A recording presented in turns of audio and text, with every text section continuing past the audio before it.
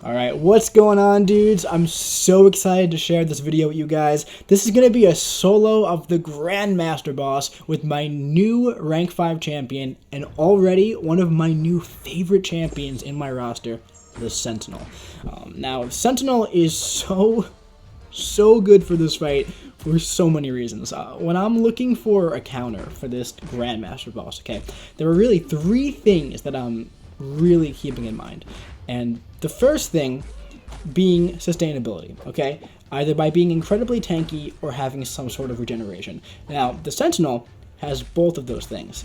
At 100 analysis, he is unbelievably tanky, and he also has a very underrated regeneration on his special 3. Now, the second thing I look for is the ability to inflict a damage over time debuff on the opponent. Now, Sentinel has very easy access to a shock debuff on his heavy attack, and when he has 100 analysis, he has a passive unstoppable effect that comes up when you start your heavy attack when the opponent isn't already inflicted with a shock. And the third thing I look for is a decent base attack value. Since when the Grandmaster is in his wounded state, all of the damage that you do is going to be multiplied directly from the base attack of the champion that you're using. Now, Sentinel is one of those champions that I've been very hesitant to take up for a very long time, simply because he's been unduped up until about a week ago. Now, his signature ability isn't like 100% of a deal breaker for me in regards to ranking him, but just if I were to have pulled him as a 6-star, I would probably take him to rank 2 unduped. So I was just holding off until I got this guy duped. But once I finished 6.4, I had all those rank up resources. I figured now is the perfect time to take this guy up. Finally, I've been wanting him for a very long time. So the strategy for this fight is pretty simple, actually. In the first phase, I just want to build up to 100 analysis as soon as I possibly can. And I'm going to do that by hitting into the Grandmaster's block. Once I had that analysis, I want to build up to 20 tokens of competence so I can get out of that annoying first phase as soon as possible. Now, as for the second and third phases, well, now I just want to keep him in the corner and complete as many special 1 minigames as I possibly can so that my attack rating is incredibly high whenever he's in his wounded state. Alright, so the wounded stage is ending and he's about to become infuriated for the first time. So when he's infuriated, I can't block, I can't parry, I can only intercept him. So the idea here is just to go medium, light, dash back, medium, light, dash back, and repeat until that wounded stage is over. Now we're in the second phase of the fight. Now from here, my plan is I just want to keep him in his corner as much as possible, pushing him to as many special ones as I possibly can so I could just rack up those tokens of competence so that I really nail him down when he becomes wounded. So I want to complete as many of these prompts as I possibly can. So in this phase, it's going to be whiff an attack, perform an intercept, inflict a damaging debuff, land a critical hit, or gain a buff. Now any champ can do this because dexterity counts. Now when I complete 5 of those prompts, he's going to become wounded. Now, as you can see here, I'm really just trying to keep him in the corner for this entire phase. So this phase kind of goes on like this for a while now, okay? So I'm going to see you back at the third phase.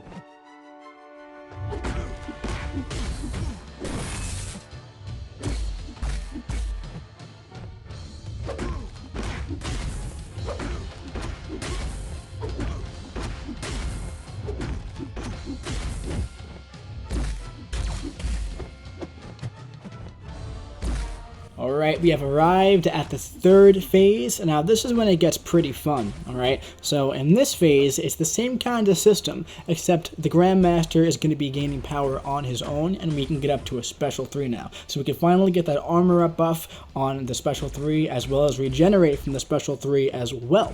So the prompts in this phase are going to be like this: dash back, stand still, hit into his block, knock him down, or perform well-timed blocks.